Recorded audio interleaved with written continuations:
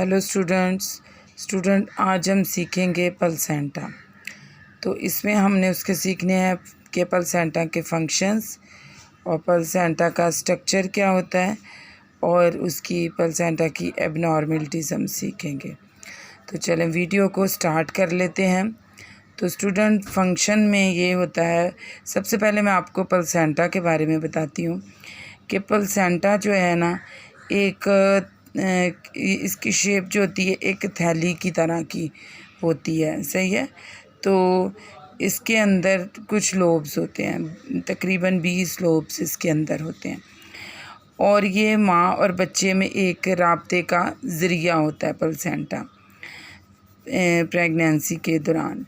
और यहाँ मैं आपको बताती जाऊँ कि प्लेसेंटा की जो ड्यूरिंग जो इसकी प्रेगनेंसी है, ये क्या होता है कि ये बच्चे में और माँ में एक कनेक्शन को कायम रखता है। और इसका जो मेन फंक्शन होता है प्लेसेंटा का, ये क्या करता है, बच्चे को ऑक्सीजन और न्यूट्रिशन क्या करता है, प्रोवाइड करता है। एक ज़रिया होता है ये बच्चे तक खुराक पहुंचाने का। तो ये बहुत ही अहम है प्रेगनेंसी में, क्योंकि ये बच्चे माँ उस टाइम बच्चे को डायरेक्ट खुराक नहीं पहुंचा सकती, तो यही ज़रिया होता है कि बच्चे को ऑक्सीजन और न्यूट्रिशन यही फ्राहम करता है। तो इसमें जो है ये उस टाइम प्लेसेंटा के ही इसकी ब्लड सर्कुलेशन करता है, क्योंकि बच्चे का अपना इस टाइम पर लंग्स मैच्योर नहीं होते और उसका जो है वो ब्लड सर्कुलेशन जो होती है वो प्लेसेंटा के ज़रिए ही होती है। वो मैंने आपसे वीडियो शेयर की हुई है फीटल सर्कुलेशन की, तो वो आपको पता है कि वो कॉर्ड जो निकल रही है उसमें से जो वेन डीऑक्सीजनेटेड ब्लड लेके जा रही होती है, उसमें 3 शॉर्टकट थे, वो मैंने आपको बताए थे। तो ये प्लेसेंटा ही ये ब्लड सर्कुलेशन का काम भी कर रहा होता है। और प्लेसेंटा क्या कि बहुत ही इम्पोर्टेंट एमिनो एसिड्स, मिनरल्स और ग्लूकोज और विटामिन्स जैसे अज़ा जो हैं ये माँ के ज़रिए से बच्चे तक पहुँचा रहा होता है प्लेसेंटा। तो ये इसके देखिए कितने इम्पोर्टेंट काम है। और यहाँ पर ही क्रोनिक विलाइज जो होती हैं प्लेसेंटा में, ये क्या कर रही होती हैं, ये गैसों का तबादला भी कर रही होती हैं। तो यहाँ पर जो हैं कुछ ये मैंने पॉइंट्स लिखे हैं जो प्लेसेंटा जो है ये काम करता है। तो प्लेसेंटा क्या रेस्पिरेशन का काम करता है।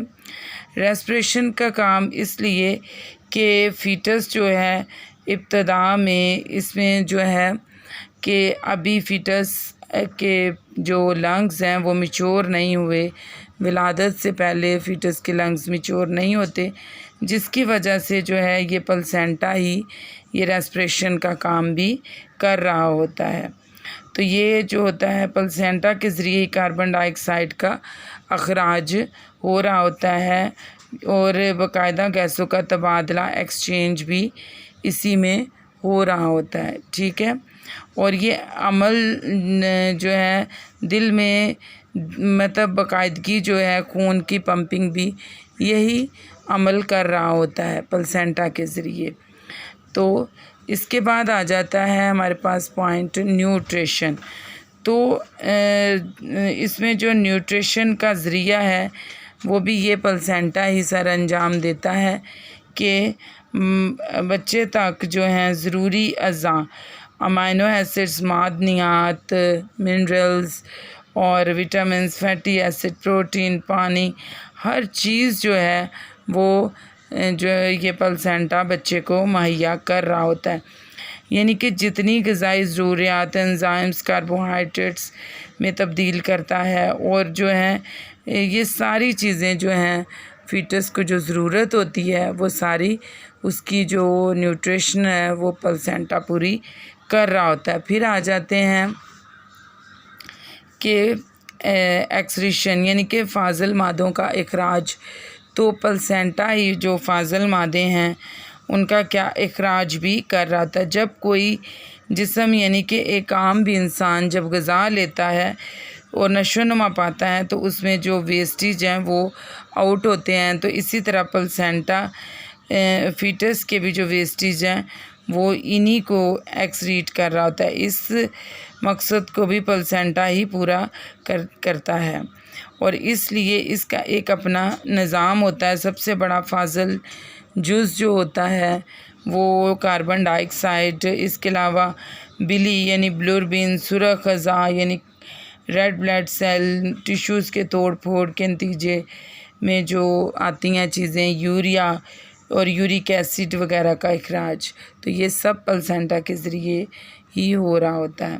फिर स्टोरेज करना, नेक्स्ट आ जाता है स्टोरेज। तो स्टोरेज स्टूडेंट प्लेसेंटा जो है फीटस के इस्तेमाल की बहुत सारी चीज़ें स्टोरेज करता है अपने अंदर और वो फीटस तक पहुंचाता है। और इसी वक्त तक जो प्लेसेंटा के अंदर ग्लूकोज जो होती है वो ग्लूकोजिन की शक्ल में तब्दील होकर जो है वो स्टोर हो जाती है और वो फीटस को जब ज़रूरत होती है तो वो फिर उस तक पहुंचती है। फिर उसके बाद ये कि दोबारा से ग्लूकोज बन जाती है और फिर उस तक फिर दोबारा स्टोरेज हो जाती है और जब फीटस को ज़रूरत होती है वो वहाँ से वो फीटस उसको प्लेसेंटा उसको देता है फीटस को। इसके अलावा जो है चर्बी मतलब फ़ैट्स जो हैं, विटामिन्स, सॉल्युबल्स और आयरन वगैरह भी प्लेसेंटा अपने अंदर क्या कर लेता है, ज़हीरा कर लेता है। ठीक है, फिर आ जाते हैं कि एंडोक्राइन सिस्टम्स। तो एंडोक्राइन सिस्टम में ये कि एचसीजी हार्मोन और फिर उसके बाद एस्ट्रोजन हार्मोन, फिर एलपीएल हार्मोन और प्रोलैक्टिन, ये सारे जो हैं ये भी प्लेसेंटा ने अपने अंदर क्या किए होते हैं कि उनको ये भी प्लेसेंटा ही कर रहा होता है इसके दौरान। तो ये सारी कुछ चीज़ें। अच्छा, फिर नेक्स्ट एक आ जाता है प्रोटेक्शन। तो स्टूडेंट्स प्लेसेंटा क्या प्रोटेक्शन का भी काम कर रहा होता है, यानी कि बहुत सारी हार्मफुल बीमारियों से फीटस को बचा रहा होता है। फिर आ जाती है, देख लेते हैं हम प्लेसेंटा का स्ट्रक्चर। तो स्टूडेंट प्लेसेंटा एक ज़हरी एक क्या होता है कि एक थैली सी की शक्ल का होता है और ये एक वाहिद ज़रिया होता है माँ और बच्चे के दरमियान, जो माँ से बच्चे को न्यूट्रिशन पहुंचा रहा होता है।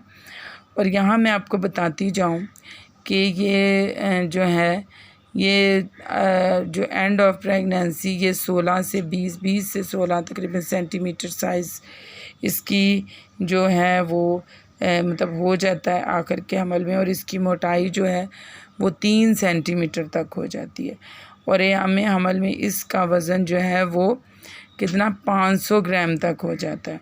और जो इसमें लोब्स होते हैं वो 15 से 20 लोब पाए जाते हैं।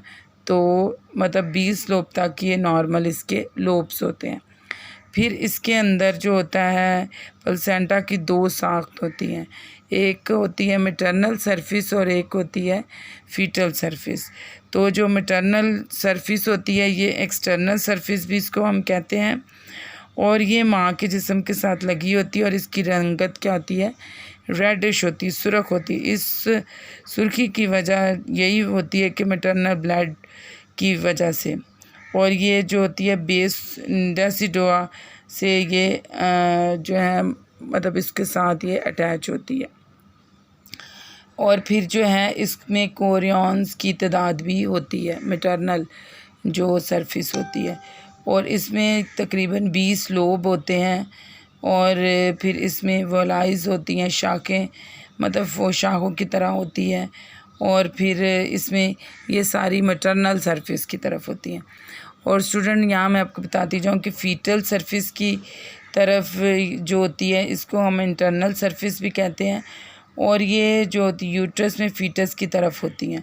और ये शफाफ और पानी जो अम्यूनस है, अम्यूनो ये इसके अंदरूनी तरफ इसको ढांपा होता है। इसके अलावा जो है ये अम्बिलिकल जो वेन है इसकी शाखें भी जो हैं या ब्रांचेस जो होती हैं वो शिफाफ इसमें नज़र आती हैं, यानी कि ये अम्बिलिकल कॉर्ड से निकल कर बैरूनी तरफ फैलती है।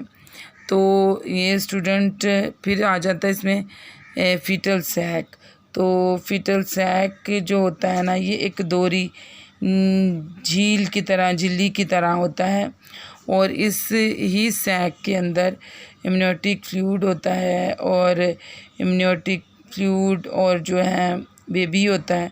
तो ये सारा इसने इसको कवर किया होता है और जब डिलीवरी के टाइम यही फीटल सैक जो होता है इसको फिर हम क्या कर देते हैं कि ये रप्चर कर देते हैं ज़चगी के दूसरे दर्जे में, तो फिर उसके बाद बेबी जो है वो डिलीवर होता है। तो ये थी कुछ फीटस की स्ट्रक्चर और अब आ जाते हैं हम उसकी एबनॉर्मलिटीज़ पर। स्टूडेंट ये काफ़ी इम्पोर्टेंट लेक्चर है, तो अगर ये वीडियो थोड़ी लंबी हो जाए तो आप इसको ज़रूर देखिएगा क्योंकि ये बहुत ही इम्पोर्टेंट चीज़ें हैं यहाँ पर। तो यहाँ पर मैं आपको बताती जाऊँ कि एबनॉर्मलिटी में पहली जो कंडीशन आती है उसको बोलते हैं हम सेसिनेट लोब, यानी सेसिनेट लोब का मतलब होता है कि ये प्लेसेंटा है और उसके साथ एक एक्स्ट्रा लोब बन जाता है। तो इस वजह से ये ख़तरनाक हालत होती है जब डिलीवरी होती है। तो हमें पता होता है, हमने अल्ट्रासाउंड में देखा होता है, तो ये ज़रूरी होता है कि ये लोब्स भी, ये जो एक एक्स्ट्रा लोब बना हुआ है, एक्स्ट्रा ग्रोथ है, ये भी ज़रूर डिलीवर हो जाए। फिर आ जाती है हमारे पास सेकंड सर्कमवायलेट जो होती है, इसमें क्या होता है कि ये देखें, ये प्लेसेंटा है और ये एक अलग से झिल्ली उसके गिर्द जो होती है, झिल्ली जो साथ जुड़ी होनी चाहिए थी ये बिल्कुल दूर हो जाती है। तो ये भी एक ख़तरनाक हालत होती है। ये भी प्लेसेंटा की एक गैर जो कुदरती हालत है, कुदरती हालत नहीं, ये एबनॉर्मल हालत होती है, ठीक है। और इसमें जो होता है कि प्लेसेंटा जो फीटल सरफेस के ऊपर एक गैर शफाफ खम और दायरा बन जाता है, ये वाला, ये देखें दायरा सा बन जाता है, शफाफ होता है लेकिन एक दायरा बन जाता है। इस वजह से प्लेसेंटा की कुदरती हालत बरकरार नहीं रहती और ये ख़तरनाक हालत बन जाती है। और ये झिल्ली, अगर प्लेसेंटा की झिल्ली इससे अलग होकर ख़तरनाक सूरत हाल पैदा कर सकती है। फिर आ जाता है हमारे पास बैटल डोर इंसरेशन ऑफ कॉर्ड। तो ये स्टूडेंट, ये भी प्लेसेंटा की एक एबनॉर्मल हालत है और इस सूरत हाल में ये होता है कि प्लेसेंटा का चिपकाव जो है वो जो है ये बैटल नेट्स और बीड्स बैट की तरफ होता है। इस तरह की हालत नुकसानदेह होती है, इससे फीटल को नुकसान पहुंचता है, यानी कि ये हालत भी बहुत ख़तरनाक होती है और ये फीटल को नुकसान पहुंचाती है। तो ये मुख्तलिफ़ सूरतों में ये हालत बन जाती है, फीटल के दबाव की वजह से या कुदरती तौर पर भी ये हालत हो जाती है। फिर आ जाती है हमारे पास थर्ड वाली 4 आ जाएगी। तो ये हालत ये होती है कि इसको हम वेलमेटेटस इंसरेशन ऑफ कॉर्ड कहते हैं। तो स्टूडेंट इसमें यह था कि प्लेसेंटा की गैर कुदरती हालत होती है। अम्बिलिकल कॉर्ड जो होती है वो क्या हो जाती है कि ये अम्बिलिकल कॉर्ड जो है बहुत, इसकी जड़ें जो हैं पूरे प्लेसेंटा में फैल जाती हैं। तो ये भी एक बहुत ही जो है डेंजरस हालत होती है, मतलब इसकी बहुत ज़्यादा जो वो हैं शाखें वो पूरे प्लेसेंटा के ऊपर आ जाती हैं। फिर आ जाता है हमारे पास बाईपार्टेट जो है, ये आ जाता है बाईपार्टेट प्लेसेंटा और इसमें ये 2 देखे प्लेसेंटा बन जाते हैं और ये दोनों तरफ जो है कॉर्ड निकल आती है। फिर ये भी बहुत ख़तरनाक हालत होती है। फिर ट्राइपैटेट आ जाता है और इसमें क्या 3 प्लेसेंटा, 1 2 3, एक बड़ा छोटा छोटा, और तीनों में ही कॉर्ड का कनेक्शन हो जाता है, तो ये भी बहुत ख़तरनाक हालत होती है। तो स्टूडेंट, आज की वीडियो आप लोगों के लिए काफ़ी इन्फॉर्मेटिव थी। तो क्योंकि ये प्लेसेंटा के बारे में आपको ये सब चीज़ों का पता होना चाहिए, तो आप इसको खुद भी देखिएगा और अपने फ्रेंड्स के साथ भी शेयर भी कीजिएगा और चैनल को भी सब्सक्राइब करें। Thank you.